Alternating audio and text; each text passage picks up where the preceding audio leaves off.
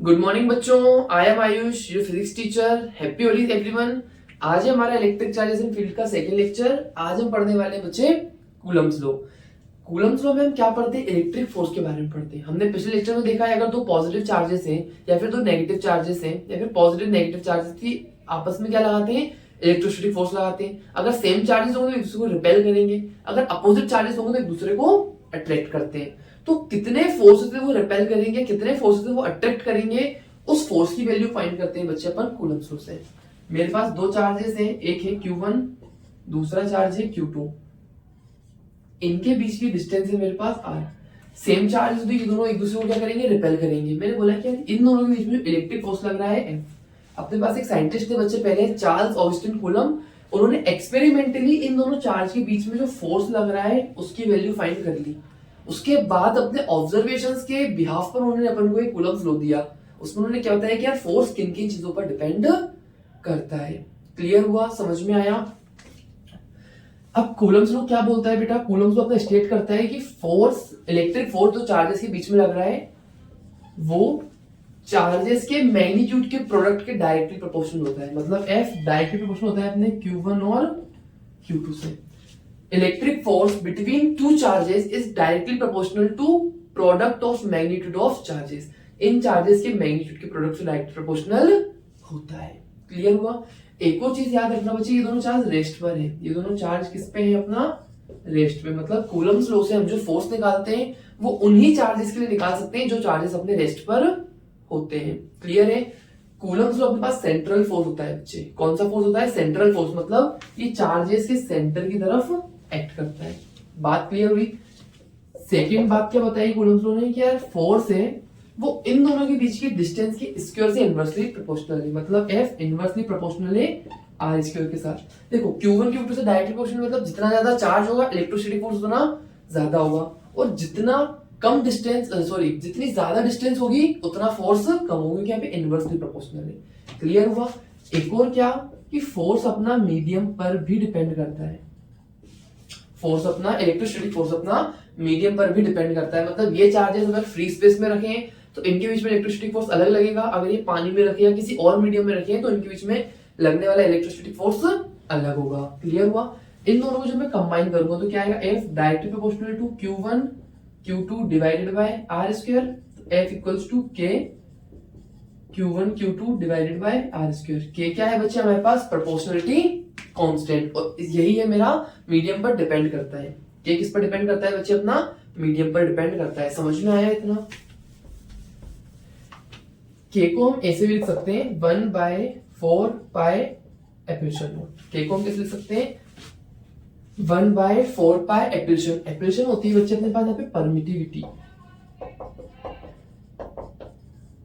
Epsilon है अपने पास permittivity.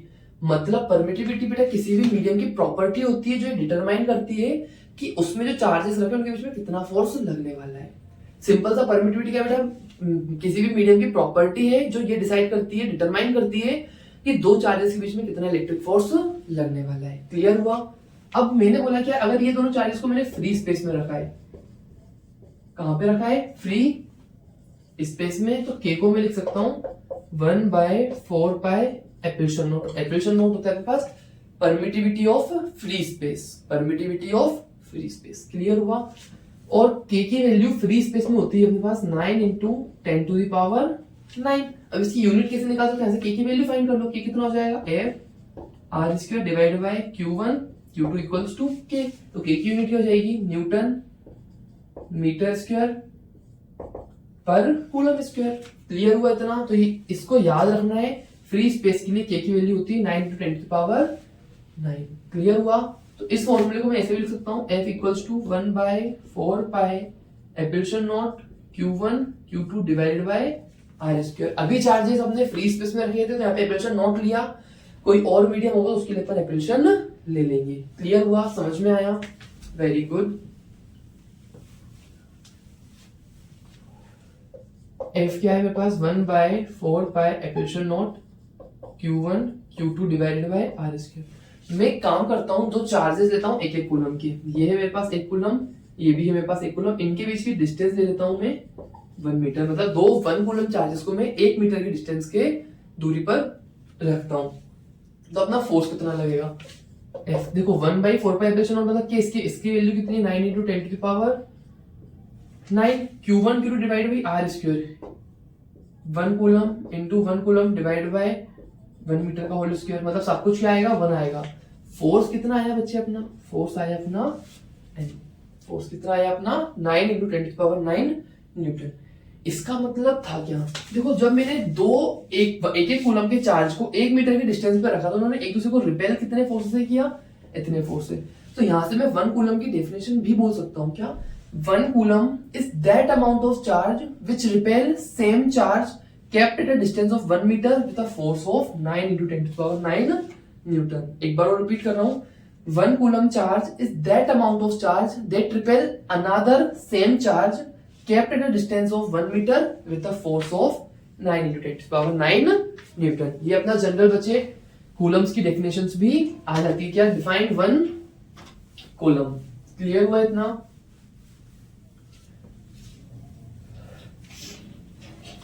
अब अपने पास इसका एक क्वेश्चन ले लेता हूं मैं,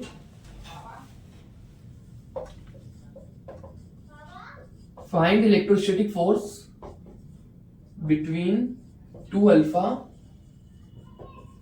particles kept at a find electrostatic force between 2 alpha particles kept at a distance of 3.2 into 10 to the power minus 15 metre in air. In air लिखा हुआ है, इसका मतलब क्या है कि अपना के उन्होंने दिया हुआ है इन एयर और फ्री स्पेस के लिए के की वैल्यू क्या होती है 10 into 9 पावर 9 मीटर स्क्वायर पर कूलम स्क्वायर। दो अल्फा पार्टिकल्स हैं, अल्फा पार्टिकल्स क्या होते हैं बच्चा अपने पास, हीलियम प्लस 2 मतलब हीलियम के एटम में से 2 इलेक्ट्रॉन्स को निकाल दो। अल्फा पार्टिकल पे चार्ज कितना हो जाएगा, देखो +2 है तो चार्ज कितना हो जाएगा 2 इंटू 8 पे कितना होता है 1.6 इंटू 10 पावर -19 कूलम। एक इलेक्ट्रॉन पे इतना चार्ज है तो 2 इलेक्ट्रॉन्स निकले तो कितना चार्ज हो जाएगा इस पे, इतना पॉजिटिव का। सेम इस पे भी, इसको मैं डायरेक्ट लिख देता हूँ 2 इंटू 1.6 मतलब 3.2 10 टू पावर -19 कूलम। इस पे भी 3.2 10 पावर -19 कूलम। बीच की डिस्टेंस कितनी है इनकी 3.2 इंटू 10 टू पावर -15 मीटर। मुझे फोर्स फाइंड करना है, फोर्स कितना हो जाएगा K Q1 Q2 बाय R स्क्वायर। K कितना है अपने पास 9 इंटू 10 टू पावर 9। देखो Q1 Q2 दोनों चार्जेस सेम है तो उनका प्रोडक्ट में डायरेक्ट स्क्वायर में लिख देता हूँ 3.2 इंटू 10 टू पावर -19 का whole square divided by R का स्क्वायर मतलब डिस्टेंस का स्क्वायर 3.2 -15 का होल स्क्वायर। देखो 3.2 का स्क्वायर 3.2 का स्क्वायर दोनों हो जाएंगे कैंसिल, बचेगा क्या 9 इंटू 10 टू पावर 9 इंटू देखो -19 का square 10 to power -38 divided by 10 to power -30 -30 ऊपर आएगा तो +30 30 + 9 39 क्या हो जाएगा 39 और 10 टू पावर 39 इंटू 10 पावर -30 मतलब 10 टू पावर 1। इसका आंसर कितना आएगा अपने पास बच्चे 90 न्यूटन। तो ये क्या निकल गया अपना इजीली फोर्स निकल गया। अब ये दोनों पॉजिटिव चार्जेस हैं तो ये दोनों एक दूसरे को क्या करेंगे रिपेल करने वाले। क्लियर हुआ।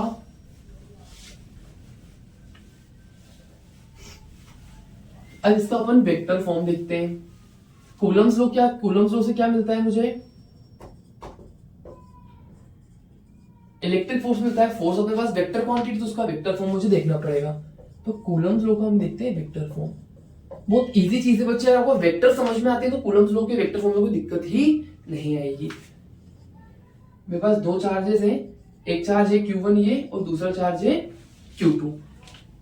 इनके बीच की डिस्टेंस है मेरे पास इनके बीच की डिस्टेंस कितनी है अपने पास देखो बेटा Q2 भी Q1 को रिपेल कर रहा होगा, मतलब Q2 Q1 इस तरफ फोर्स लगा रहा होगा और Q1 Q2 उस पे इस तरफ फोर्स लगा रहा होगा। तो मैं लिख देता हूं F21 क्या है force on 2 by 1, force on 2 by 1 उसकी डायरेक्शन क्या होगी उस तरफ। सेम फर्स्ट वाले पे F force on 1 by 2, force on 1 by 2 इसकी डायरेक्शन क्या होगी बच्चे अपने पास ये डायरेक्शन हो जाएगी। क्लियर हुआ। मैं पोजीशन वेक्टर्स लिख सकता हूं क्या, Q1 से लेके Q2 तक का पोजीशन वेक्टर क्या हो जाएगा R12 और Q2 से Q1 तक का पोजीशन वेक्टर क्या हो जाएगा R21 वेक्टर। पोजीशन वेक्टर हमें पता है कैसे फाइंड करते हैं, Q1 से लेके Q2 तक जाना है तो R12 और Q2 से लेके Q1 तक आना है तो R21। क्लियर है बेटा इतना? अगर मुझे सिर्फ ये डायरेक्शन देखना है तो डायरेक्शन किससे पता चलती है हमें? यूनिट वेक्टर से। यूनिट वेक्टर का काम क्या होता है? To give direction. तो R12 वेक्टर को मैं कैसे लिख सकता? R12 वेक्टर में अगर मैं उसके मैग्नीट्यूड का डिवाइड कर दूं तो मुझे क्या मिल जाएगा? कैप मिल जाएगा। जनरल सा पता है ना बेटा, ए कैप कितना होता है अपने पास? A vector divided by magnitude of A. Clear हुआ? तो R12 कैप मुझे डायरेक्शन देगा ये वाली, सेम R21 कैप देगा मुझे ये वाली डायरेक्शन। समझ में आया बच्चे? सिर्फ आपको डायरेक्शंस देखना है। वेक्टर फॉर्म का मतलब मैग्नीट्यूड साइज तो फाइंड कर ही लिया था, अपन को सिर्फ डायरेक्शंस देखना है। F21 क्या है? फोर्स ऑन 2/1, वो लग रहा है उस तरफ। F12 क्या है? फोर्स ऑन 1/2, मतलब वो लग रहा है अपना इस तरफ। क्लियर हुआ? Q1 से लेके Q2 तक का पोजीशन वेक्टर हो जाएगा अपना R12, Q2 से लेके Q1 तक का पोजीशन वेक्टर हो जाएगा अपने पास R21। अब मुझे अगर डायरेक्शन देखना है, डायरेक्शन मिलती है अपनी यूनिट वेक्टर से, तो R12 की डायरेक्शन में यूनिट वेक्टर हो जाएगा R12 कैप, इस डायरेक्शन हो जाएगा अपना R21 कैप। क्लियर हुआ? अगर मैं F21 पूछता हूँ, F21 क्या हो जाएगा? K Q1 Q2 divided by R square. बस आपको डायरेक्शन देखना है। F21 मतलब फोर्स ऑन 2/1, फोर्स ऑन 2/1 किस तरफ लग रहा है? उस तरफ। वो वाली डायरेक्शन क्या है अपने पास? R12 cap. इसको लिख लिया मैंने R12 कैप। इसको अपन ऐसे भी लिख सकते हैं ना बच्चे, Q1 Q2 divided by R square. R12 cap को कैसे लिख सकता हूं मैं? R12 vector divided by magnitude of R12, और मैग्नीट्यूड ऑफ R12 क्या है? R ही तो है। ये तो सिर्फ बेटा अपन उसके वेक्टर्स फॉर्म में बता रहे हैं। R12 क्या है? Position vector from this to this, उसका मैग्नीट्यूड तो R ही है ना। यहाँ पे क्या हो जाएगा? ये R³ हो जाएगा। क्लियर हुआ? सेम मुझे लिखना है F12 मतलब फोर्स ऑन 1/2। कौन सी डायरेक्शन है आपके पास? ये के Q1 Q2 divided by R square, यहाँ पे हो जाएगा R21। याद कुछ रखना ही नहीं है बच्चे, सिंपल सा F12 फोर्स ऑन 1/2। इसकी डायरेक्शन कौन सी? पोजीशन वेक्टर R21, मतलब ये वाला पोजीशन। इसकी डायरेक्शन में यूनिट वेक्टर हो जाएगा उसका R21 कैप। इसको भी आप इस फॉर्म में लिख सकते हो, के Q1 Q2 divided bye R³ R21 vector. समझ में आया?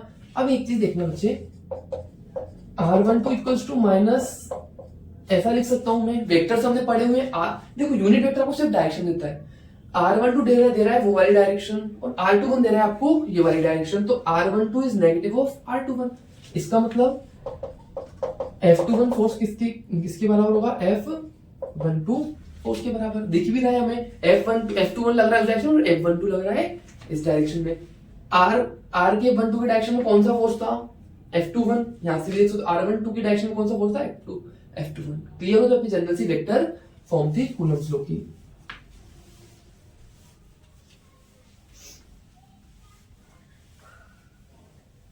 क्लियर हुआ बच्चे? अब अपने कूलम्ब्स लॉ की कुछ लिमिटेशंस होती हैं बेटा।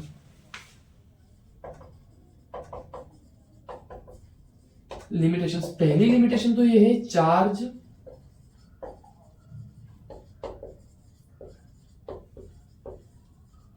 मस्ट बी रेस्ट, मतलब जो हमारे चार्जेस होने चाहिए बेटा वो रेस्ट पे होने चाहिए, तभी हम उसके लिए कूलम्ब्स लॉ का यूज कर फोर्स फाइंड कर सकते हैं। मतलब अगर चार्ज मेरा मोशन में है तो उसके बीच का फोर्स हम कूलम्ब्स लॉ का इस्तेमाल कर नहीं निकाल सकते। ये तो एक बात हुई। दूसरी बात क्या होती है?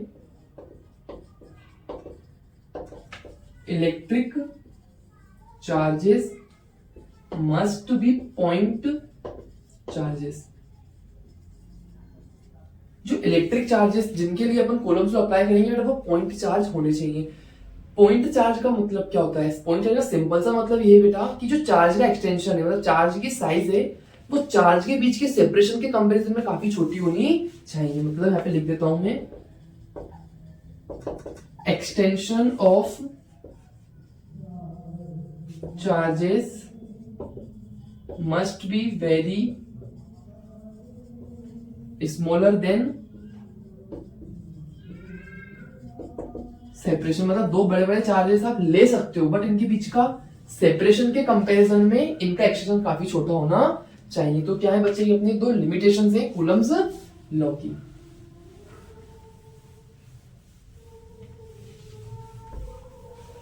समझ में आया बेटा?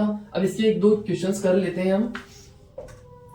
एक क्वेश्चन में बोल रहा हूं मेरे पास दो स्फीयर्स हैं, आइडेंटिकल स्फीयर्स। दो कैसे स्फीयर है बच्चे अपने पास? आइडेंटिकल, मतलब एग्जैक्ट साइज मास वगैरह सब में सेम। इस पे चार्ज है अपने पास Q और इस पे भी चार्ज है अपने पास Q। मैं एक और तीसरा आइडेंटिकल स्फीयर लेके आया C। ये अनचार्ज बेटा, अनचार्ज मतलब इसमें चार्ज कितना है? अभी 0 है। देखो अनचार्ज और न्यूट्रल या फिर नेट चार्ज 0 में फर्क होता है। अनचार्ज मतलब इसमें कोई चार्ज है ही नहीं। नेट चार्ज 0 का मतलब क्या हो सकता है? हो सकता है इसमें एक प्लस कूलम 1 कूलम हो और एक माइनस 1 कूलम हो, तो इसमें नेट चार्ज कितना आ रहा है? 0। तो ये चार्ज कैसा है अपने पास? ये स्फीयर कैसा है? अनचार्ज।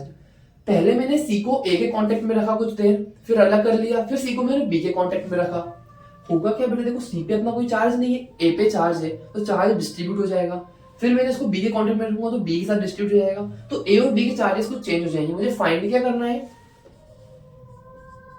New electrostatic force between A and B. मतलब पहले मैंने देखो कैसे, ये है मेरे पास ए, अभी इनके बीच में इलेक्ट्रिक फोर्स कितना है? बीच की अगर डिस्टेंस आर ले लेता हूं मैं, एफ कितना हो जाएगा? K q q divided by r square, मतलब K q square by r square.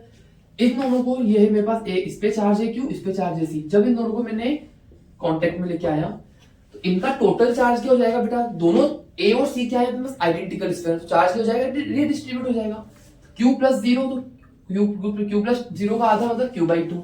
इस पे भी Q/2, इस पे भी Q/2 हो जाएगा।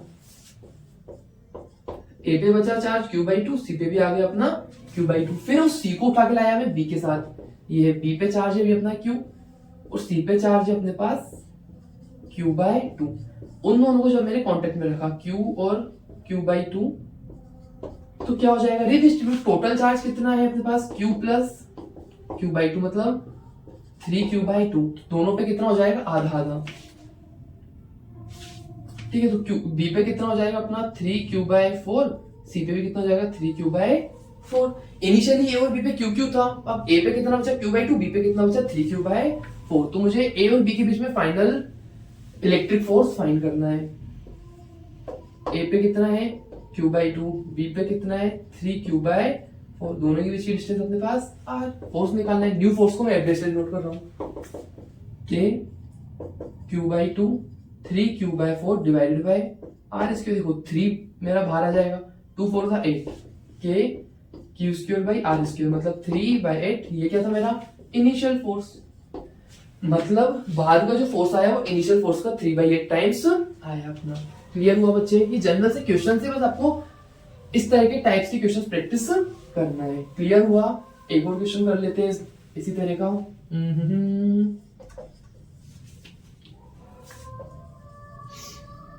If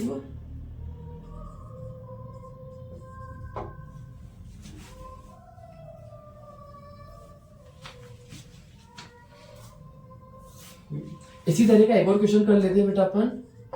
a charge Q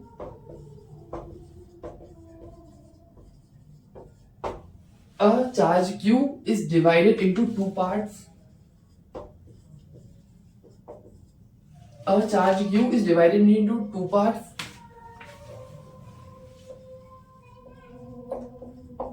What should be the charge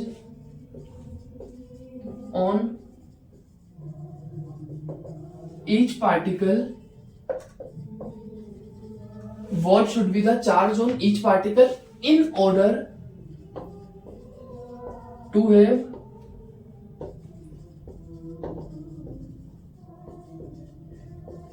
maximum force, कि हमें उन दोनों फोर्स चार्जेस के बीच का फोर्स मैक्सिमम मिल जाए। क्लियर हुआ बच्चे? इतना समझ में आया? मतलब मेरे पास एक क्यू चार्ज है, इसको मैंने दो पार्ट्स में डिवाइड कर दिया।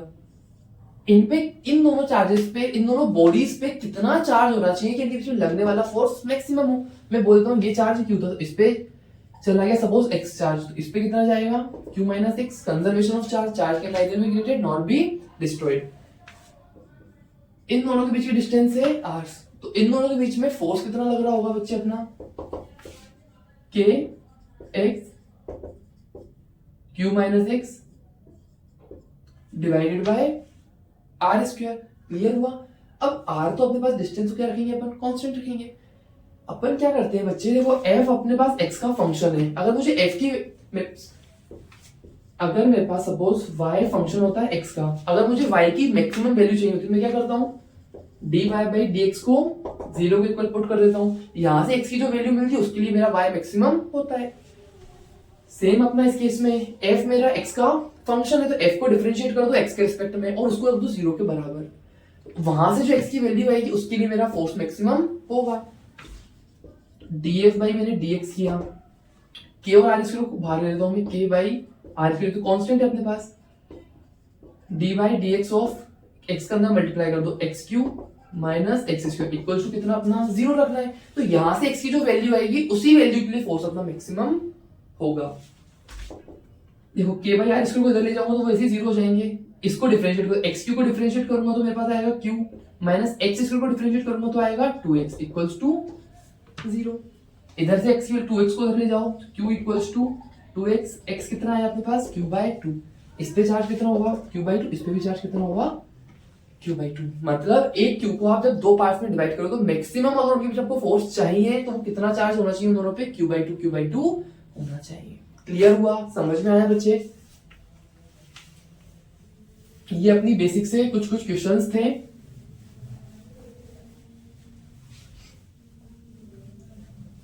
ठीक है बेटा, अब एक और चीज आती है अपनी, देखो इलेक्ट्रोस्टैटिक फोर्स क्या है मेरे पास, K Q1 Q2 divided by R square. Gravitational force क्या है अपने पास, G M1 M2 by R square. दोनों में कुछ ना कुछ तो सिमिलैरिटीज हैं, जबकि एक्चुअल में जो कूलम्स ने अपना इलेक्ट्रिक फोर्स का फॉर्मूला दिया था वो एक्चुअली क्या है बेटा, ग्रेविटेशनल फोर्स का ही इलेक्ट्रिकल एनालॉग, इलेक्ट्रिकल वर्जन अपना। क्लियर हुआ? तो इन दोनों में अपन थोड़ा सा डिफरेंस देखते हैं कि यार इलेक्ट्रोस्टैटिक फोर्स और ग्रेविटेशनल फोर्स में क्या सिमिलैरिटीज हैं और क्या डिफरेंसेस हैं। पहले हम बात करेंगे सिमिलैरिटीज की। किसकी बात करेंगे बच्चे हम? सिमिलैरिटीज की। पहली सिमिलैरिटीज क्या है दोनों में कि यार दोनों डिस्टेंस के स्क्वायर से इनवर्सली प्रोपोर्शनल है, मतलब बोथ इनवर्सली प्रोपोर्शनल है अपना उनके बीच की डिस्टेंस के स्क्वायर के साथ में। क्लियर हुआ? इतना समझ में आया? मतलब डिस्टेंस बढ़ती जाएगी तो इलेक्ट्रोस्टैटिक फोर्स भी कम होता जाएगा और ग्रेविटेशनल फोर्स भी कम होता जाएगा। एक तो ये सिमिलैरिटी है। दूसरी क्या सिमिलैरिटी, दोनों बेटा चार्जेस के प्रोडक्ट या फिर मास के प्रोडक्ट पर डिपेंड करते हैं। Both directly proportional on product of charges और मासेस। चार्जेस या फिर मासेस के प्रोडक्ट पे डायरेक्टली प्रोपोर्शनल करते हैं दोनों। तीसरी बात क्या बेटा, दोनों अपने सेंट्रल फोर्सेस हैं। बोथ आर सेंट्रल फोर्सेस, मतलब अगर मेरे पास जैसे ये दो बॉडीज हैं, इसका मास m1, इसका मास m2, इसका मास, इसका चार्ज q1, इसका चार्ज q2, तो इनके बीच में जो ग्रेविटेशनल फोर्स लगेगा बेटा वो सेंटर की तरफ ही काम करेगा इस बॉडी के। क्लियर हुआ? तो दोनों कौन से फोर्सेस है अपने पास? Central forces. भी बेसिक सी तीन अपने पास सिमिलैरिटीज हैं।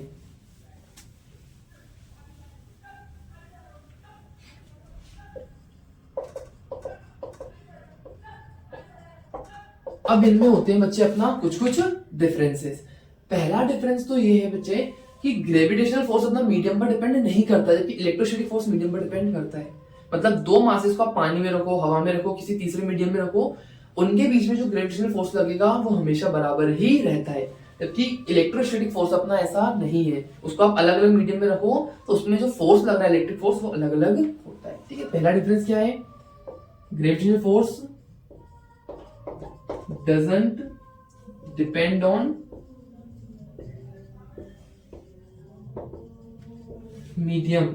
ठीक है, जबकि अपना इलेक्ट्रोस्टैटिक फोर्स मीडियम पर डिपेंड करता है। एक और डिफरेंस क्या है बच्चे अपने पास कि ग्रेविटेशनल फोर्स अपने पास सिर्फ अट्रैक्टिव होता है, जबकि इलेक्ट्रोस्टैटिक फोर्स अट्रैक्टिव भी हो सकता है, रिपल्सिव भी हो सकता है। Fg इज मतलब gravitational force is always attractive.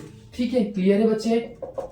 Third point, एक और डिफरेंस क्या है इनमें, क्या इलेक्ट्रोस्टैटिक फोर्स ग्रेविटेशनल फोर्स के कंपैरिजन में काफी स्ट्रॉन्ग है। क्या है? Electrostatic force is stronger than gravitational force. ये बेसिक से अपने 3 डिफरेंसेस हैं, और दोनों कुछ कुछ सिमिलैरिटीज है और कुछ कुछ अपने डिफरेंसेस है। क्लियर है बच्चे इतना?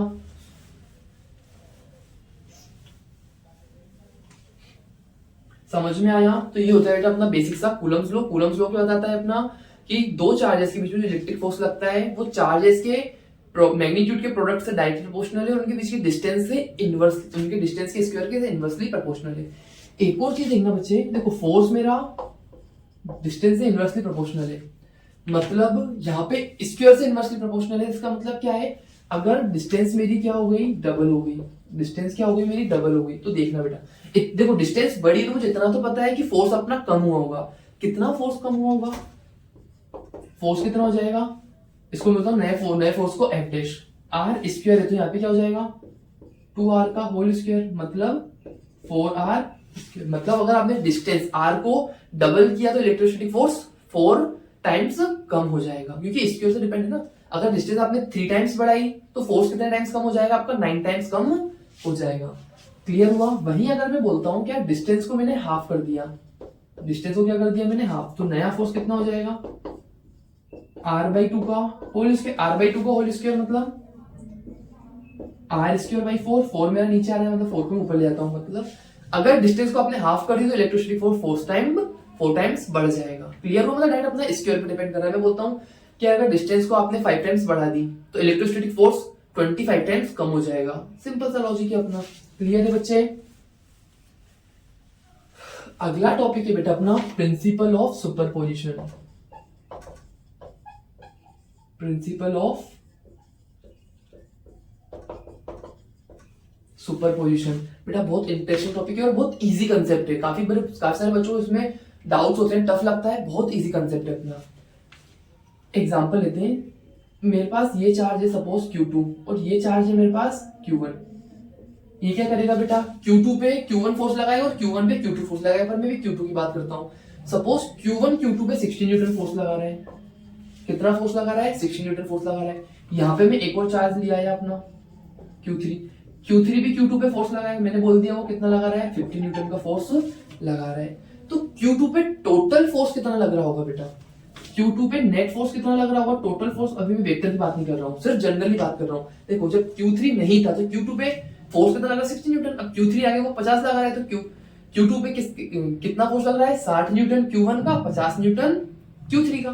तो Q2 पे नेट फोर्स कितना हो जाएगा बेटा, इसका और इसका सम, मतलब 60 न्यूटन प्लस 50 न्यूटन। ये जनरल बात करता हूं मैग्नीट्यूड वाइज। अब थोड़ा सा यहाँ पे समझने वाली बात है, फोर्सेस क्या होते हैं बच्चे अपने पास, वेक्टर क्वांटिटी। यहाँ पे मैं इसका क्या करूंगा, वेक्टर सम करूंगा। क्या करूंगा मैं, वेक्टर सम करूंगा। मतलब मेरे पास ये चार्ज है Q2, ये है मेरे पास Q1, Q1 पे फोर्स लगा रहे थे वो है F21, फोर्स ऑन 2/1। यहाँ पे मैं Q3 लेके आ गया, ये इस पे फोर्स है, उसको मैंने बोल दिया F23, फोर्स ऑन 2/3। एक और यहाँ पे ले आया मैं Q4, तो ये कितना फोर्स लगाएगा अपने पास F24 वेक्टर। तो Q2 पे नेट फोर्स कितना हो जाएगा, F net on Q2, F21 vector plus F23 vector plus F24 vector. मतलब इन सारे फोर्सेस का वेक्टर सम, इन सारे फोर्सेस का वेक्टर सम। यहां पे मैं अगर देखो सुपरपोजिशन की इसकी डेफिनेशन लिखी तो बहुत इजी है। when many charges are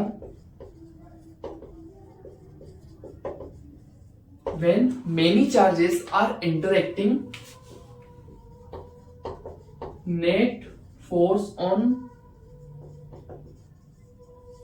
any single charge, when many charges are interacting, net force on any single charge is vector sum of all forces due to other charges. When many charges are interacting, net force on any single charge is vector sum of all forces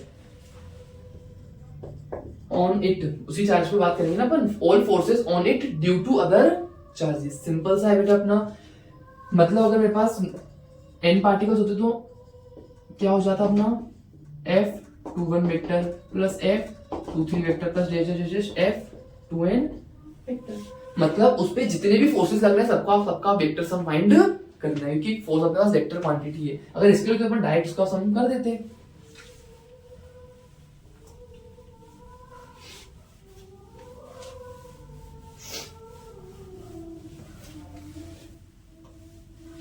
clear हुआ? इसके अपन बेटा बच्चे कुछ कुछ questions देख लेते हैं।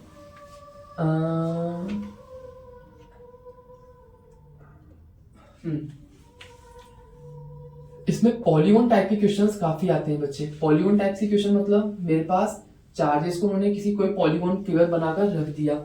ये मेरे पास equilateral triangle A B C, यहाँ पे चार्ज रखा है प्लस क्यू, यहाँ पे चार्ज रखा है प्लस क्यू, यहाँ पे चार्ज रखा है माइनस क्यू। इक्विलेटरल ट्रायंगल तो अपने पास लेंथ होगी बराबर और ये एंगल होंगे 60 60 60 के।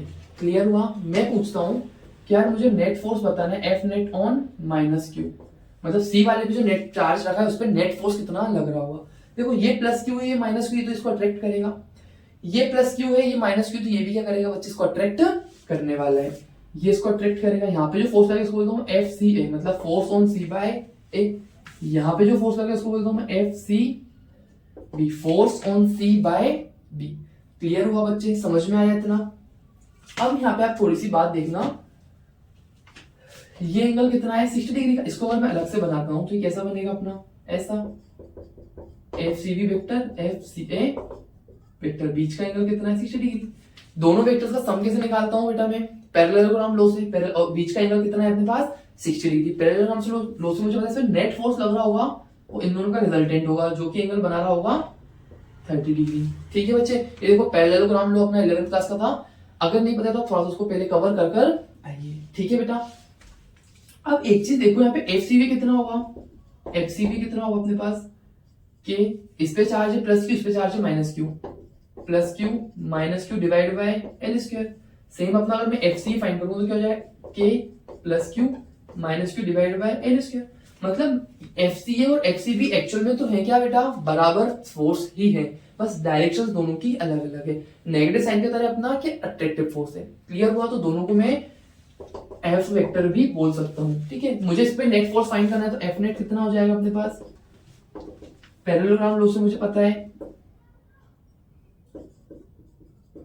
F C A square plus F C B square plus 2 F C B cos 60। बीच का एंगल कितना है अपने पास 60, कॉस 60 कितना होता है अपने पास 1/2। 2 से 2 क्या हो गया बच्चे, कैंसिल हो गया।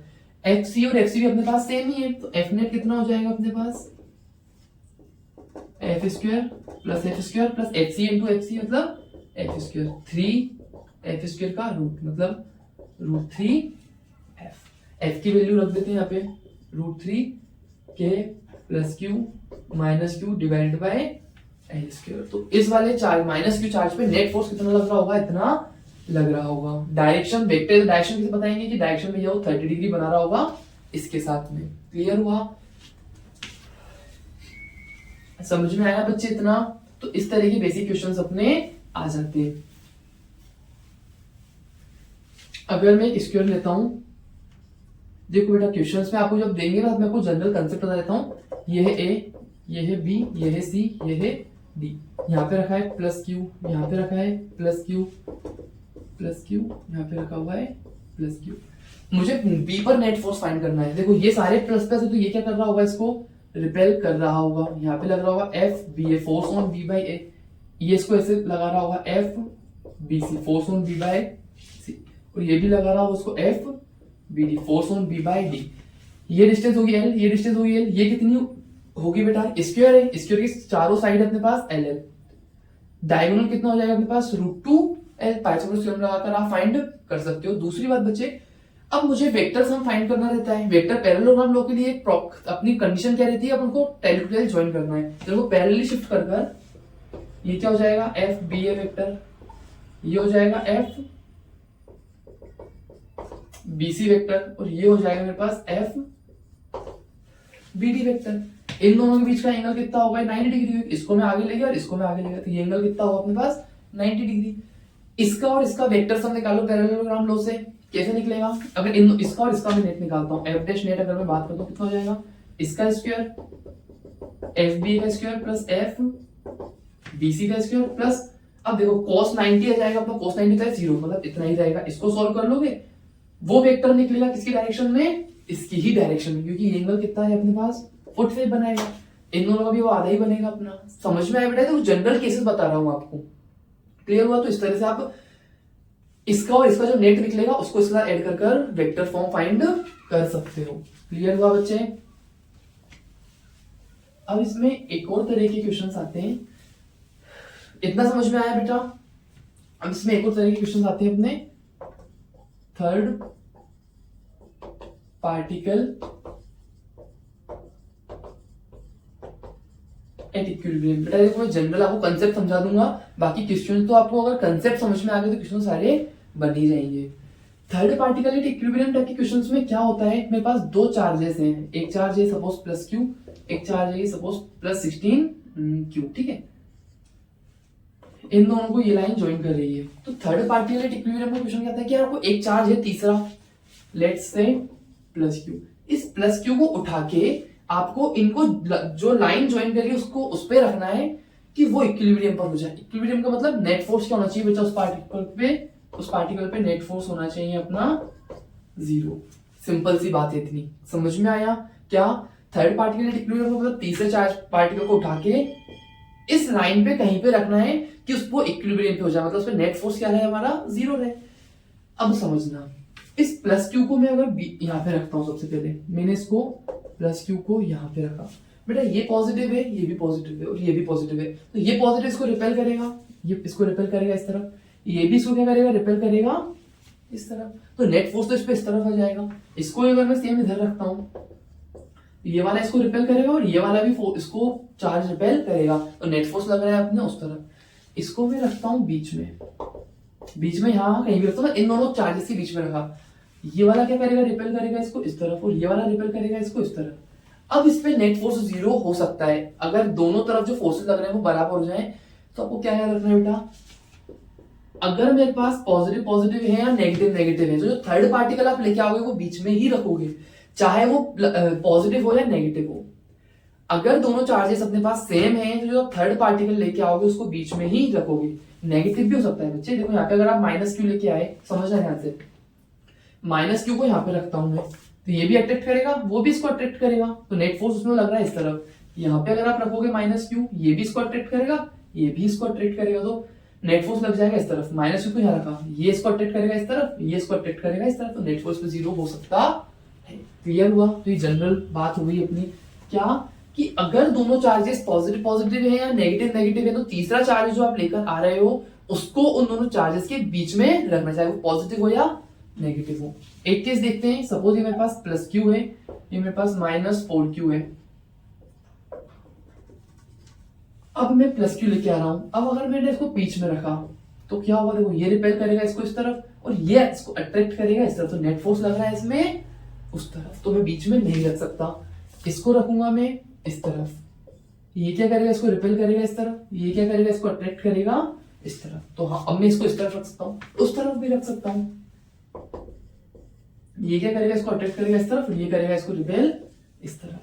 ठीक है, समझ में आया? मतलब अगर दोनों चार्जेस अपोजिट, तो बीच में लाने वाला चार्ज पॉजिटिव हो, थर्ड पार्टिकल अपना थर्ड चार्ज अपना पॉजिटिव हो या नेगेटिव हो, वो या तो इस तरफ रखाएगा या उस तरफ रखाएगा। अब आपको देखना क्या है बच्चे, देखो सिंपल सा समझना, ये क्या करेगा, इसको रिपेल करेगा इस तरफ, उसको बोलता हूँ लेट्स से F1, और ये इसको अट्रैक्ट करेगा इस तरफ, लेट्स से F2। ये इक्विलिब्रियम पर कब होगा बेटा, जब इस पे नेट फोर्स कितना हो जाएगा अपना F1 इक्वल्स टू F2, मतलब इस पे नेट फोर्स जब अपना 0 होगा तभी क्या होगा अपना, ये इक्विलिब्रियम पर होगा। अब थोड़ा सा बच्चे ध्यान रखना, देखो इलेक्ट्रिक फोर्स क्या होता है अपने पास, के Q1 Q2 divided by R square, मतलब जितना ज्यादा चार्ज उतना ज्यादा फोर्स, जितनी ज्यादा डिस्टेंस उतना कम फोर्स। मैं यहाँ पे देखो इसका चार्ज कम है और इसका चार्ज है, बेटा पॉजिटिव नेगेटिव में पहले ही बता चुका हूँ, पॉजिटिव नेगेटिव प्योरली कन्वेंशनल चीजें हैं। माइनस 4q का मतलब ये नहीं कि क्यू ये वाला चार्ज कम है, ये सिर्फ उसका नेगेटिव नेचर बता रहा है। क्लियर हुआ? अपोजिट नेचर बताने के काम आता है।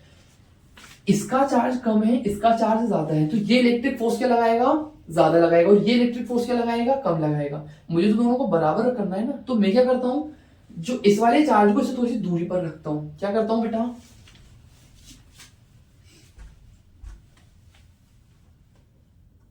यहां पे रखा मैंने एक तो प्लस क्यू, और प्लस क्यू मैंने यहां पे रखा। ये डिस्टेंस क्या है, इसके लिए कम, इसका चार्ज भी ज्यादा है और आपने डिस्टेंस भी कम कर, तो ये वाला इस पे ज्यादा फोर्स लगाएगा, इसको ज्यादा अट्रैक्ट करेगा। इसका चार्ज भी कम है और अभी अपने सिर्फ वहीं पे रखा, इसका चार्ज भी कम है और इसकी अपने डिस्टेंस भी क्या रख दी, ज्यादा, तो इसके थ्रू जो इस पे फोर्स लग रहा होगा वो क्या लगेगा, कम। अपन को क्या चाहिए बच्चे, इक्विलिब्रियम, मतलब नेट फोर्स क्या होना चाहिए, 0। तो यहाँ पे रखना तो पॉसिबल नहीं है, तो मैं क्या करूंगा, अगर मैं इसको रखता हूं यहाँ पे, इस प्लस क्यू को मैंने रखा इधर, यहां पे रखने से क्या होगा बेटा, हाँ ये क्या करेगा, प्लस क्यू इसको इस तरफ रिपेल करेगा और ये माइनस 4 क्यू क्या करेगा, इसको इस तरफ अट्रैक्ट करेगा। हम क्या चाहते हैं, ये है मेरा F1 और ये है मेरा F2, हम चाहते हैं कि यार F1 अपना F2 के बराबर आ जाए, तो अपनी बात बन जाएगी, F1 F2 के बराबर आ जाना चाहिए। अब यहाँ पे थोड़ी सी दिक्कत ये है बच्चे, वैसे कोई दिक्कत तो नहीं है, अपन इसी तरफ रखेंगे। ये डिस्टेंस क्या है मेरे पास r, और ये डिस्टेंस क्या है, सपोज XYZ कुछ भी ले ली मैंने, ठीक है। सिंपल सा सोचना बेटा, इसका चार्ज कम है तो इसकी अगर मैं डिस्टेंस कम रखूंगा तो फोर्स मेरे पास थोड़ा बड़ा आएगा। इसका चार्ज अगर मेरा ज्यादा है, अगर मैंने डिस्टेंस को ज्यादा रखा तो फोर्स क्या हो जाएगा, कम हो जाएगा। हमें इक्विलिब्रियम पे लाना है, नेट फोर्स को क्या करना है बच्चे, 0 करना है। तो आप सिंपल सा क्या याद रखोगे बेटा, जिसका चार्ज ज्यादा होगा उससे आपको दूर रखना है, जिसका चार्ज ज्यादा होगा, जिसका चार्ज ज्यादा होगा उसको आपको दूर रखना है, ताकि आप क्या कर पाओ, फोर्स को बैलेंस कर पाओ। जिसका चार्ज कम है उसके पास में रखना। क्लियर हुआ, समझ में आया? इसका एक एग्जांपल मैं करवा देता हूं। मेरे पास है सपोज ये प्लस क्यू और ये है प्लस 16 क्यू। एक तीसरा पार्टिकल है प्लस क्यू, इसको मुझे कहीं पर रखना है, क्या वो किस पे, इक्विलिब्रियम पे। अब दोनों पॉजिटिव है तो मुझे पता है कि मुझे इसको बीच में रखना पड़ेगा। अब बीच में मैं यहाँ पे रखूं किस एकदम सेंटर में रखूंगा कि नहीं, क्योंकि यार ये अपने पास प्लस क्यू है, अपने पास प्लस 16 क्यू, तो बीच में तो मैं सेंटर में नहीं रखूंगा। अभी बताया बेटा मैंने, क्या जितना ज्यादा चार्ज होगा उसे उतना ज्यादा दूर रखना है। 16 क्यू ज्यादा है तो मैं इसको रख लेता हूँ यहाँ पे कहीं पे। इन दोनों के बीच की डिस्टेंस है मेरे पास r, ये डिस्टेंस को बोल देता हूँ मैं x, तो ये डिस्टेंस कितनी हो जाएगी मेरे पास r माइनस x। आपको सिर्फ इतना से याद रखना है, जो चार्ज ज्यादा है उससे दूर रखना है। क्यों? क्योंकि अपन को नेट फोर्स चाहिए 0, इसका चार्ज ज्यादा है तो अपने डिस्टेंस भी बढ़ा दी ताकि फोर्स अपना बैलेंस आउट हो जाए। फोर्स क्यू प्लस क्यू के कारण फोर्स कितना लग रहा होगा, q divided by x square equals to, इसके कारण फोर्स कितना लग रहा होगा, k 16 q divided by r minus x का होल स्क्वायर। नेट फोर्स अपन को क्या चाहिए, 0, मतलब दोनों तरफ जो फोर्सेस लग रहे हैं वो अपने बराबर होना चाहिए। के से के कैंसिल, क्यू से क्यू कैंसिल, क्यू से क्यू कैंसिल, क्या आया, r माइनस x का whole square divided by x square equals to 16। इसका मैंने होल स्क्वायर इक्वल टू 16 लिख लिया। अगर मैं स्क्वायर हटाऊंगा तो क्या आएगा बेटा, यहाँ पे प्लस माइनस 4 आ जाएगा।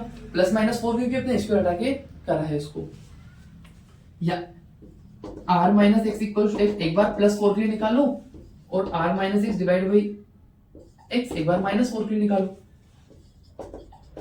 r माइनस एक्स, एक्स को दे लेगा 4x, r equals to 5x, तो x कितना है अपने पास, r बाय 5 आया। यहां से r minus x divide by x equals to minus 4, r minus x equals to minus 4x, r कितना आ रहा है, माइनस एक्स उधर ले जाएंगे तो plus x minus 3x, x कितना है अपने पास, माइनस r बाई 3, जो कि पॉसिबल नहीं है, तो अपना x क्या हो जाएगा, r बाय 5 हो जाएगा। क्लियर हुआ, minus x r minus x, ठीक है। तो अपना x से हो जाएगा r बाय 5, ये डिस्टेंस कितनी है अपने पास, r बाय 5, ये कितनी हो जाएगी, r माइनस r बाय 5 मतलब 5r माइनस r बाय 5 मतलब 4r बाय 5। ये अपनी पोजीशन हो जाएगी कि मैं उस चार्ज को कहां पर रखने वाला हूं। क्लियर हुआ बच्चे? दो चीजें क्या याद रखना है, थर्ड पार्टिकल वाले इस टाइप का क्वेश्चन आता है तो अगर पॉजिटिव पॉजिटिव है या नेगेटिव नेगेटिव, तो जो तीसरा पार्टिकल आ रहा है चाहे वो पॉजिटिव हो या नेगेटिव हो, आप उठाकर बीच में रख दोगे। बीच में किसके पास रखोगे, जिसका चार्ज कम है, जिस पे चार्ज ज्यादा है उससे ज्यादा से ज्यादा दूर रखोगे।